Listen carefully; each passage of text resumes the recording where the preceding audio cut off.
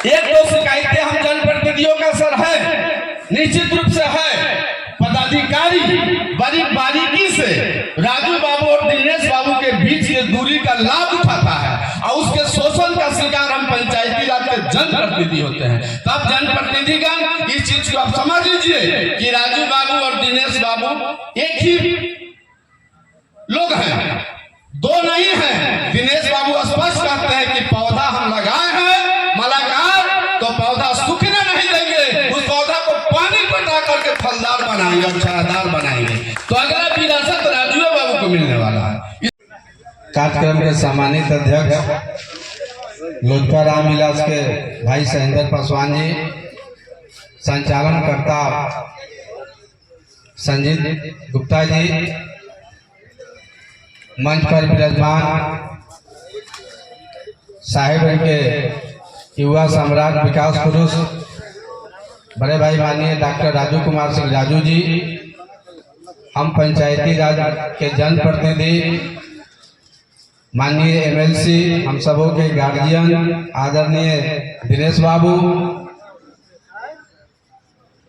यहाँ पे उपस्थित वैशाली लोकसभा के लोकप्रिय सांसद माननीय बीना देवी जी,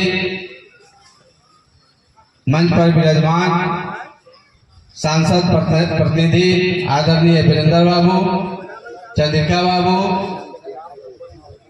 मुखिया भाई शंभू गुप्ता जी, अरुण यादव जी, सरोज पासवान जी, विनोद सिंह जी, राजेश्वर पासवान जी, जनता दल यू के प्रखंड अध्यक्ष बड़े भाई ध्रुव शाह जी, उपेंद्र जी के पार्टी के नेता भाई पैक्स अध्यक्ष लखिंदर कुशवाहा जी, लखिंदर पटेल जी, ललित गुप्ता जी, विवेक जी, मनी रोशन सिंह जी, राधव सहनी जी, शंभू पासवान जी, शशिकांत तिवारी जी, दिलीप महतो जी, बैजू कुशवाहा जी, मोहम्मद कलीम जी तथा यहाँ पे उपस्थित सभी साहेबगंज प्रखंड के सम्मानित जनप्रतिनिधिगण, हमारे महागठबंधन के सभी प्रकोष्ठों के पदाधिकारीगण, यहाँ पे उपस्थित सभी महानुभावों, भाइयों, मित्रों, पत्रकार बंधुओं, साथियों, आज हम सब लोकसभा चुनाव के समर में कूद पड़े हैं। माननीय नरेंद्र मोदी जी के हाथों को मजबूत करने के लिए, माननीय नीतीश कुमार जी के हाथों को मजबूत करने के लिए, माननीय उपेंद्र कुशवाहा और चिराग पासवान जी के हाथों को मजबूत करने के लिए, जीतन राम मांझी के हाथों को मजबूत करने के लिए।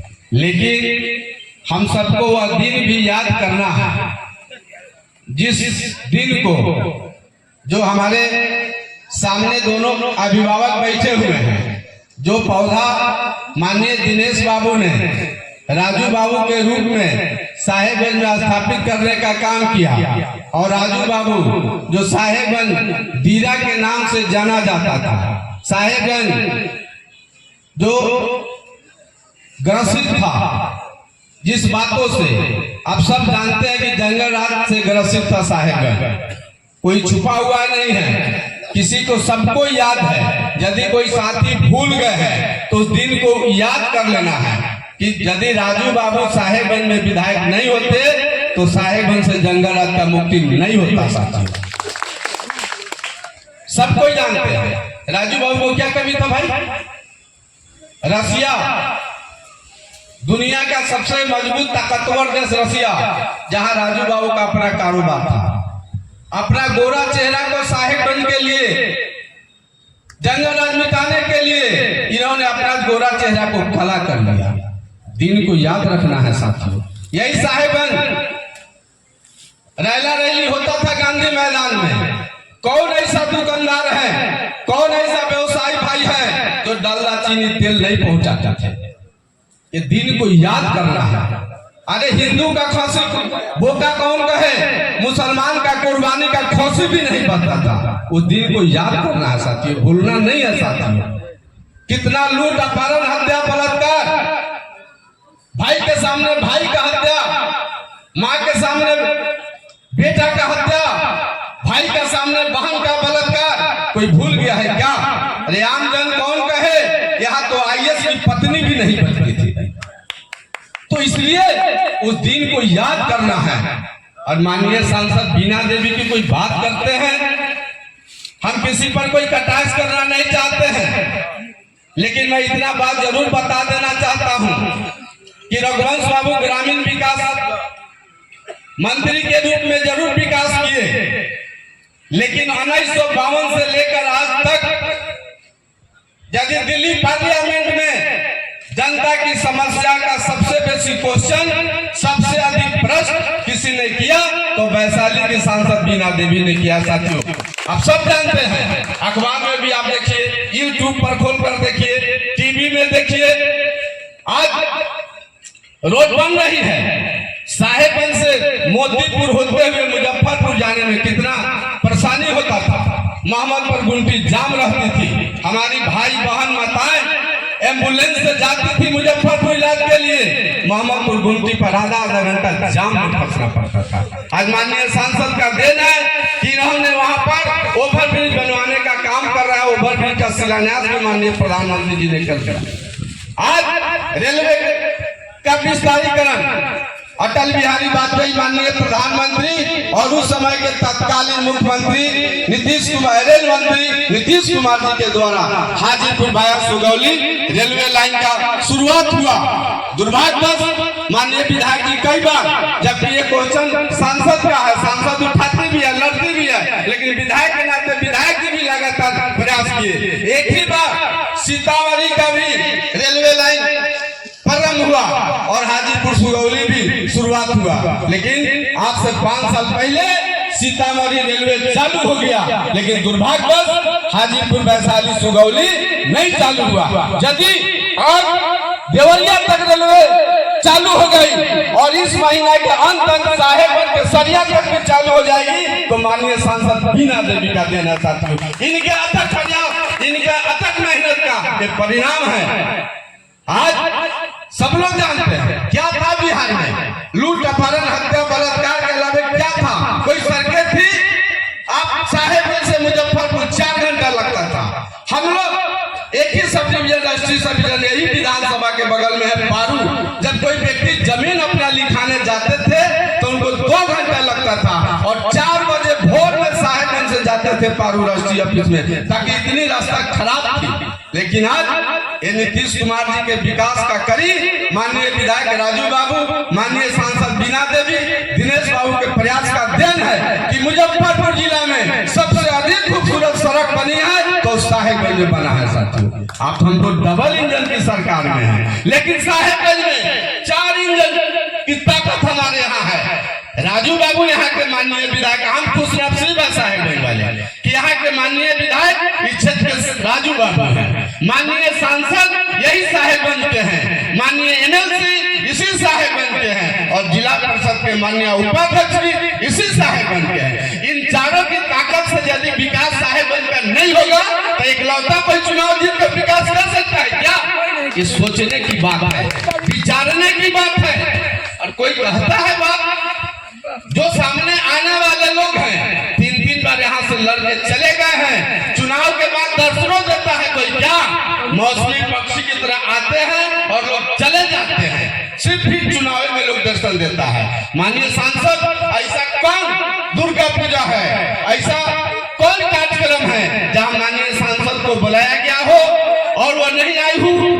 माननीय सांसद हमेशा उपलब्ध रहने का काम किया है, बशर्ते लोकसभा कमेटी का कार्यक्रम रहता है उस समय क्षेत्र में माननीय सांसद नहीं रहती है, तब जाकर के वहां नहीं जाती है। लेकिन अब ये भी शिकायत दूर होगा, ये भी शिकायत आप सबको दूर होगा। दिनेश बाबू भी अब कमर कस चुके हैं, ये तो हमेशा अपने माननीय मुखिया के यहाँ, क्योंकि पंचायती राज के जनप्रतिनिधि है, तो अपने माननीय मुखिया और जिला परिषद के यहाँ जरूर जाते थे। यदि बीमार है या किसी कार्यक्रम में चले गए हैं बाहर, तबे छूटता था इनका न्योता, नहीं तो हमेशा जाते थे। कुछ गेट की समस्या हम इनके सांसद प्रतिनिधि साहब बन के हैं, कई शिकायतें हैं तो शिकायतें दूर हो जाएगी। उसमें हम लोग भी दोषी हैं, अपनी बात बराबर जाकर के वहां नहीं पहुंचाएं, इसलिए कुछ चीज छूट गया है। नहीं तो इंद्रदेव महतो जी का आगे, कपिल देव साहनी जी का आगे, आपको मनन बाबू का आगे, शिवशरण बाबू का आगे, नवल बाबू का आगे, भगनारायण राय जी का आगे, भामाशाह जी का आगे, आपको इनका कर्पूरी ठाकुर जी का आगे, संत शिरोमणि रविदास जी का आगे, ये सब माननीय सांसद के संज्ञान में है। और माननीय सांसद का पैसा घटेगा तो माननीय विधायक और एमएलसी हमारे पास है, हमारे साथ है, इन लोगों के भी फंड से बनेगा। लेकिन हम लोग तो अपने महापुरुषों, अपने पूर्वजों को भूलते जा रहे हैं, उसको याद दिलाने का काम माननीय सांसद ने किया। ये आप बधाई के पात्र हैं। ये लोग जो तकलीफ व्यक्त करते हैं, नहीं करना चाहिए। हम लोग भी अपने माता पिता को 13 दिन के बाद 14वां दिन भूल जाते हैं, लेकिन आपका साहेबगंज के लोग, वैशाली के लोग आपका आभारी है कि अपने बुजुर्गों को, महापुरुषों को, समाज सेवियों को आपने याद करने का काम किया। ये साधारण बात नहीं है साथियों। इसके पहले राजू बाबू ने कई जगह महापुरुषों का मूर्ति लगवाने का काम किया था, देवेश बाबू ने कई जगह मूर्ति लगवाने का काम किया था। ये सब साधारण बात है, ये बहुत बड़ी बात है। हम बतासा के लिए मंदिर को नहीं तोड़ने वाले हैं।